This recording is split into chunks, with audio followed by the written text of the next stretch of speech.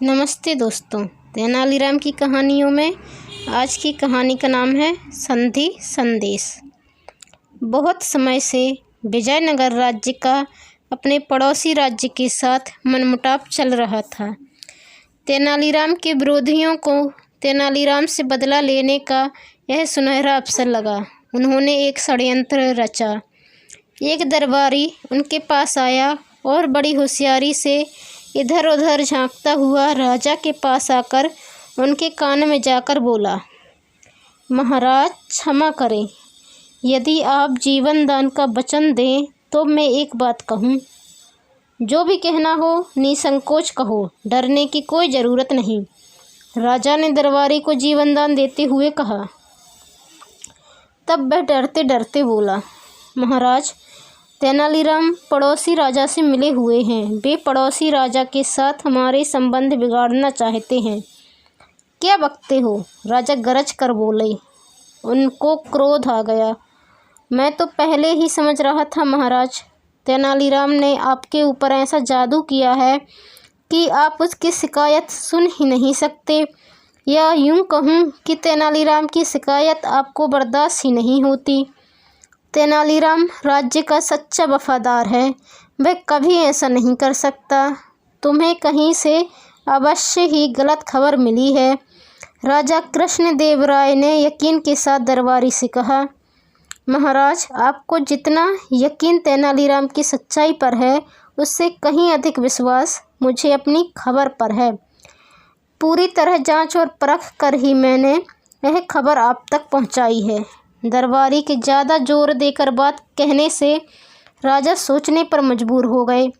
वे बोले, ठीक है, मैं खुद इस बात की जांच करूंगा।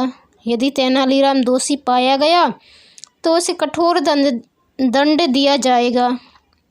दरबारी चला गया तो राजा ने तेनालीराम को अकेले में बुलाया और बोले, तेनालीराम, हमें खबर मिली है कि तुम शत्रु राजा से मिलकर हमारे राज्य को उसकी गुलामी में कर देना चाहते हो।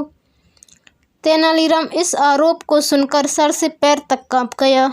उसे समझ में नहीं आया कि वह राजा को क्या जवाब दे।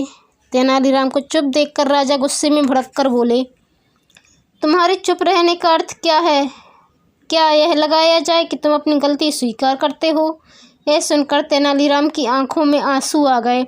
वह हाथ जोड़कर बोला, महाराज की बात काटने की हिम्मत ना तो मैंने अब तक की है, ना ही भविष्य में कर सकूंगा। राजा पहले ही क्रोधित थे। यह उत्तर सुनकर वह और भी भड़क उठे।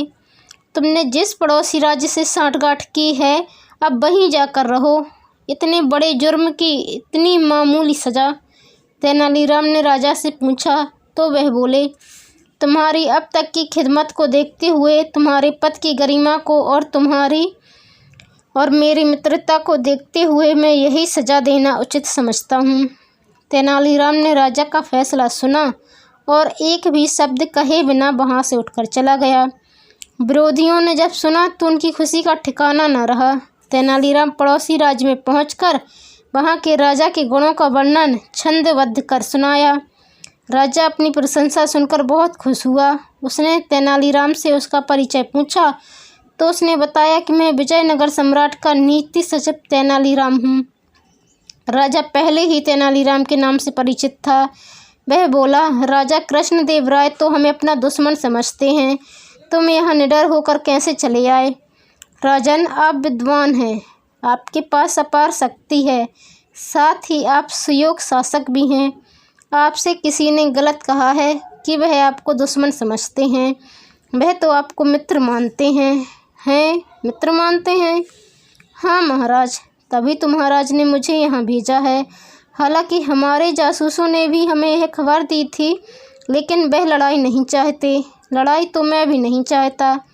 तब आप अपना एक दूत राजा कृष्णदेव राय के पास भेजकर दोस्ती का संदेश भेज दीजिए। पड़ोसी देश के राजा ने अगले ही दिन अपना एक विशेष दूत विजयनगर कुछ कीमती उपहार देकर भेज दिया। विजयनगर सम्राट को पड़ोसी राज्य के दूत के आने से बहुत खुशी हुई। वह समझ गए कि यह सब तेनालीराम ने ही किया है। वैसे भी तब तक तेनालीराम के बेगुनाह होने की राजा को पता चल गया था। राजा ने तुरंत तेनालीराम को वापस बुलाया और उसका विशेष